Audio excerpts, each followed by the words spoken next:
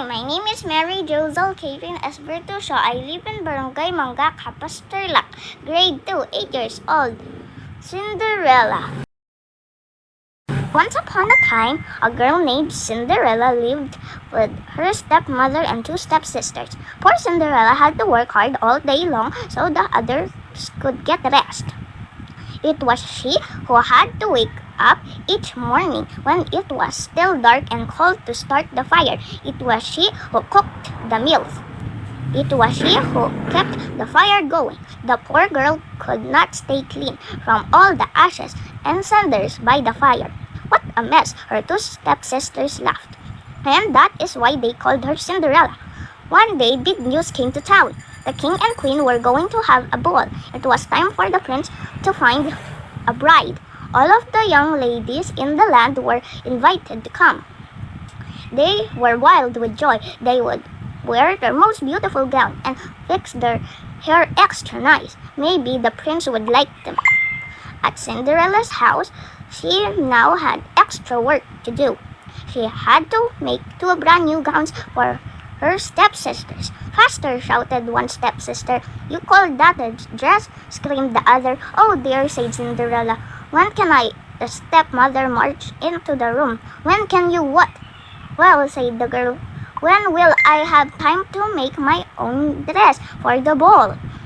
You? Yelled the stepmother. Who said you were going to the ball? What a luck, said one stepsister. Such a mess. They pointed at Cinderella. All of them laughed. Cinderella said to herself, when they look at me, maybe they see a mess. But I am not that way. And if I could, I would go to the ball. Soon the time came for the stepmother and stepsisters to leave for the big party. Their fine carriage came to the door. The stepmother and stepsisters hopped inside, and they were off. Goodbye, called Cinderella. Have a good time. But their stepmother and stepsisters did not turn around to see her. Ah, me? Said Cinderella sadly. The carriage rode down the street. She said aloud, I wish I could go to the ball too. Then poof! All of a sudden, in front of her was a fairy. You called? Said the fairy. Did I? Said Cinderella. Who are you? Why, your fairy godmother, of course. I know your wish, and I have come to grant it. But, said Cinderella, my wish is impossible. Excuse me, said the fairy godmother. In a huff, did I not just show up out of thin air? Yes, you did, said Cinderella. Then let me be the one to say what is possible or not. Well, I think you know I want to go to the ball too. She looked down at her dirty clothes. But look at me. You do look a bit of a mess, child, said the fairy godmother. Even if I had something nice to wear, said the girl, I would have no way to get there. Dear me.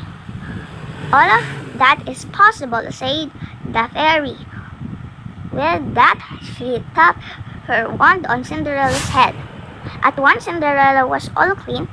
She was dressed in a beautiful blue gown. Her hair was set up high on her head inside a golden band. This is wonderful, said Cinderella. Who said I was done? Said the fairy godmother. She tapped her wand again. At once, a beautiful carriage came to be with a driver and 4 white horses. Am I dreaming? Said Cinderella, looking around her. It is as real can be, said the fairy godmother. But there is one thing you must know. What is that? All of these last only to midnight. Tonight, at the stroke of midnight, it will be over. Everything will go back to how it was before. Then I must be sure to leave the ball before midnight, said Cinderella. Good idea, said the fairy godmother. She stepped back My work is done. And with that, the fairy godmother was gone. Then I must be sure to leave the ball before midnight. Cinderella looked around her. Did that even happen? But there she stood in a fine gown and with a golden band in her hair. And there were her driving and 4 horses before her waiting. Coming called the driver, she stepped into the carriage, and they were off. Over at the ball, the prince did not know that to think. Why do you have that sad look on your face? The queen said to her son. Look around you. You could not ask for finer maidens than this. I know, mother, said the prince. Yet he knew something was wrong. He had met many of the young women. Yet after he said hello one by one, he could find nothing more to say. Look, someone pointed to the front door. Who is that? All heads turned. Who was that lovely maiden? Stepping down the stairs, she held her head tall and looked as if she belonged, but no one knew her. There is something about her, said the prince to himself. I will ask her to dance. And he walked over to Cinderella. Have we met? Said the prince. I am pleased to meet you now, said Cinderella with a bow. I feel as if I know you, said the prince. But of course that is impossible. Many things are possible, said Cinderella. If you wish them to be true. The prince felt a leap in his heart. He and Cinderella danced. When the song was over, they danced again. And then they danced again.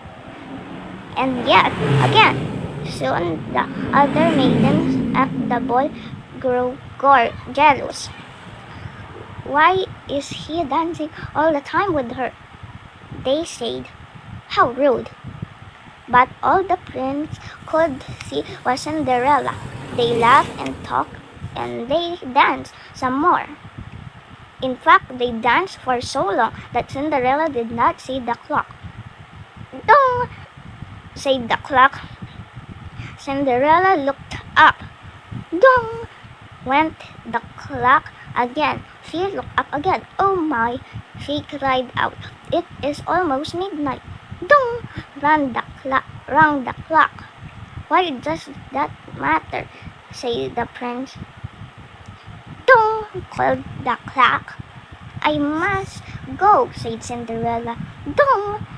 Went the clock. But we just met, said the prince. Why leave now? Dong! Rang the clock. I must go, said Cinderella. She ran to the steps. Dong! Said the clock. I cannot hear you, said the prince. The clock is too loud. Dong! Rang the clock. Goodbye, said Cinderella. Up the stairs she ran. Dong! Went the clock. Please stop for a moment, said the prince. Oh dear, she said, as one glass slipper fell off her foot on the stair. But Cinderella kept running up. Dong! Said the clock. Please wait a moment, said the prince. Dong! Rang the clock. Goodbye, Cinderella turned one last time. Then she rushed out the door. Dong! The clock was quiet. It was midnight. Wait, called the prince. He picked up her glass slipper and rushed out the door. He looked around but could not see her blue dress anywhere. This is all I have left from her, he said, looking down at the glass slipper. He saw that it was made in a special way to fit a foot like none other.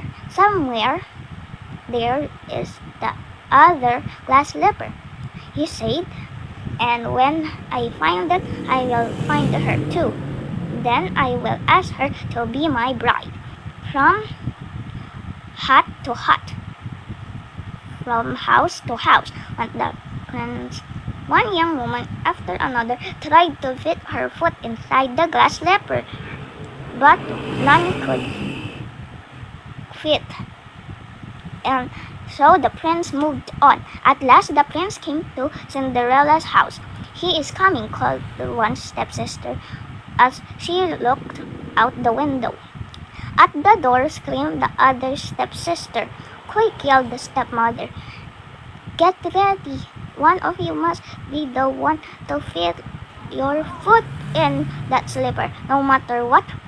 The prince knocked.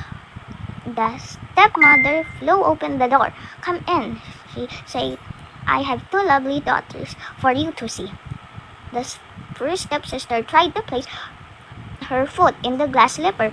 She tried hard, but it just would not fit. Then the second stepsister tried to fit her foot inside. She tried and tried with all her might to but no dice. "Are there no other young women in the house?" said the prince. "None," said the stepmother. "Then I must go," said the prince. "Maybe there is one more," said Cinderella, stepping into the room. "I thought you said there were no other young women here," said the prince. "None who matter," said the stepmother in a hiss. "Come here," said the prince. Cinderella stepped up to him. The prince got down on one knee and tried the glass slipper on her foot. It fit perfectly. Then, from her pocket, Cinderella took out something. It was the other glass slipper. "I knew it," he cried. "You are the one." "What?" shouted the stepsister. "Not her," screamed the other stepsister. "This cannot be," yelled the stepsister. But it was too late. The prince knew that Cinderella was the one. He looked into her eyes. He did not see the cinders in her hair or the ashes on her face. "I have found you," he said. "And I have found you," said Cinderella. And so Cinderella and the prince were married, and they lived happily ever after. Sa mga magulang na gustong isali ang mga anak upang mas lalo silang magiging mahusay, mangyari po lamang makipag-ugnayan sa mga admin. I-search lang sa Facebook ang IVFC Early Learners Info page.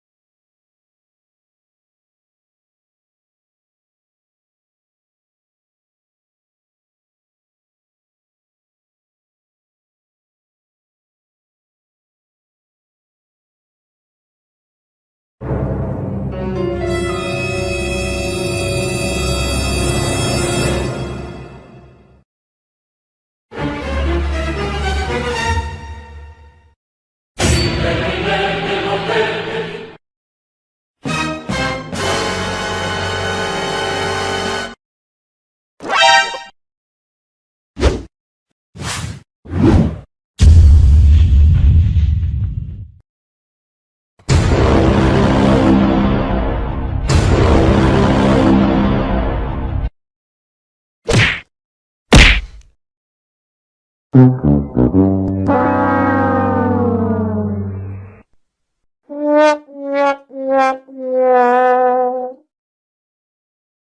what happened? Denied. Nope. You suck! Everybody put your hands in the air. Get over here! Toasty! Ha! Gay!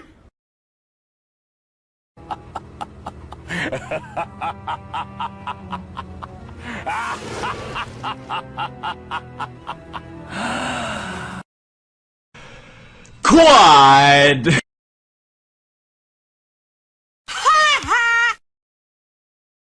Say what?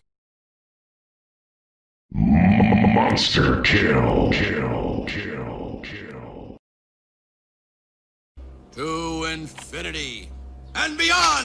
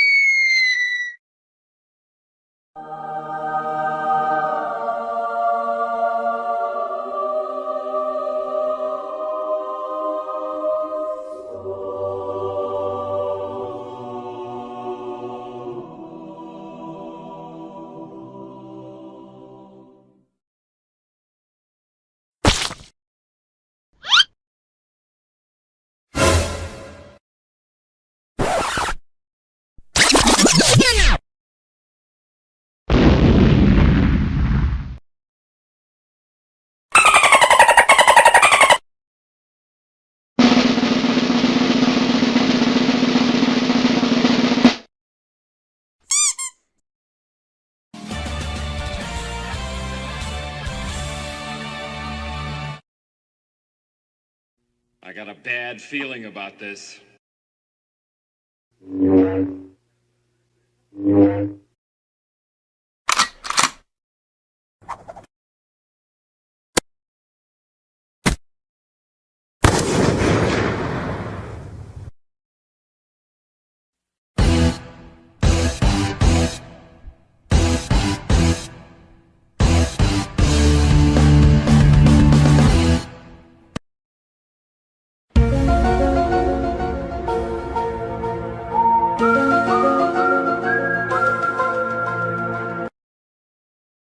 Dragonborn.